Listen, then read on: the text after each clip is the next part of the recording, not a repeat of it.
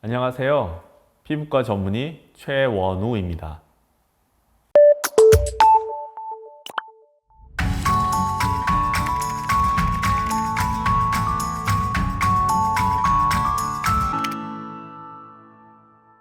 네, 마이크로바이옴이라고 하는 것은 문자 그대로의 의미는 특정 환경에 살고 있는 미생물 군집의 총체, 특히 미생물 군집의 유전 정보 총체를 의미합니다. 미생물이라고 하는 건 아시다시피 세균도 있고요, 곰팡이도 있고 바이러스도 있는데, 이런 미생물 총체가 특히 인체에 함께 살면서 인체와 함께 상호작용을 통해 인체의 건강을 유지에 도움을 주거나 또는 인간이 걸리는 어떤 병에도 영향을 주게 되는데요. 그래서 최근에 이 인체에 살고 있는 미생물 군집 총체의 유전 정보 또는 그것의 에코시스템, 즉 환경 시스템 등을 연구하는 것들이 많이 발전하였고, 그 연구들을 통해서 인간의 건강, 노화, 질병과의 연관성 등이 밝혀지고 있습니다. 그래서 이 마이크로바이옴이 최근 매우 중요하게 화두가 되고 있죠.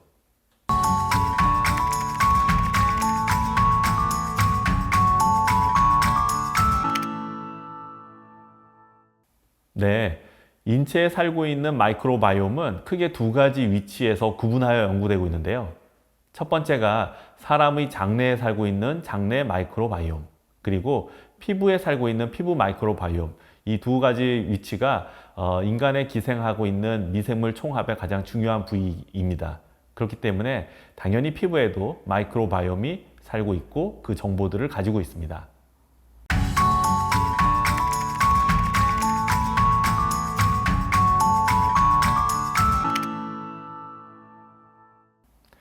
이 피부 마이크로바이옴을 연구하다 보면은 이 피부 마이크로바이옴과 관련된 피부의 건강 또는 질병과의 연구들이 같이 많이 되고 있는데요. 특히 피부 건강과 관련된 부분에 있어서는 정상 피부의 정상적인 기능, 뭐 예를 들어 피부 장벽 기능이라든지 외부에서 나쁜 균이 침투했을 때 그것을 방어하는 기능, 또는 피부의 면역 상태를 일정 수준으로 유지하는 기능 등에 대한 정상 기능 유지에 있어서의 피부 마이크로바이옴의 역할이 많이 연구되고 있고요. 두 번째로는 피부 노화와 연결된 피부 마이크로바이옴 연구들도 많이 진행되고 있습니다. 특히 아주 어린이들 시기에 이 갖고 있는 미생물 군집 총합의 유전체 정보와 늙은 사람의 피부에서 검출되는 유전체 정보의 총합은 서로 차이가 있기 때문에 이 나이가 들고 노화된 피부에서는 어떤 마이크로바이옴이 노화에 작용을 하는지, 또는 거꾸로 피부의 노화를 억제하기 위해서는 어떤 마이크로바이옴이 중요한 역할을 하는지 등이 최근 연구되어 보고되고 있고요. 마지막으로 피부병과 마이크로바이옴의 관계도 많이 연구되고 있는데, 특히 여드름, 아토피 피부염에 있어서는 상당히 많은 마이크로바이옴의 연관성들이 밝혀지고 있습니다.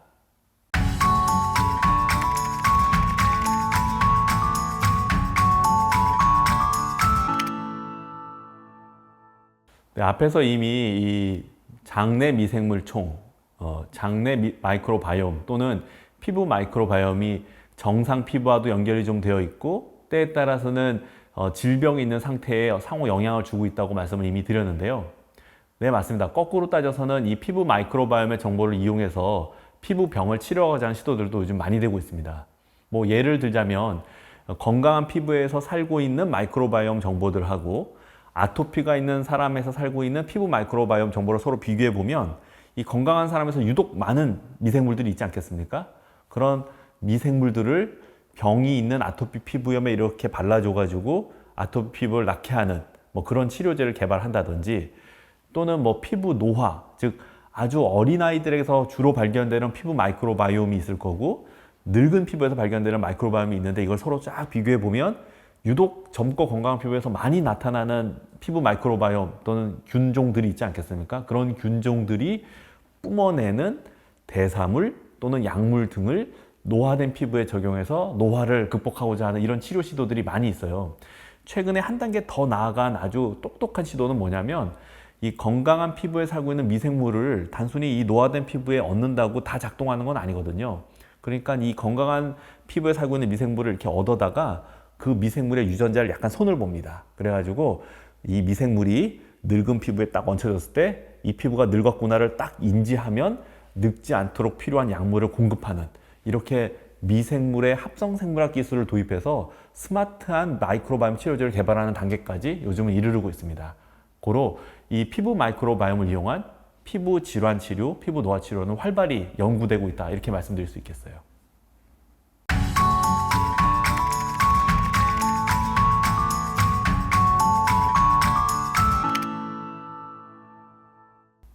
네, 저 이 분야에 굉장히 깊은 관심을 가지고 있습니다.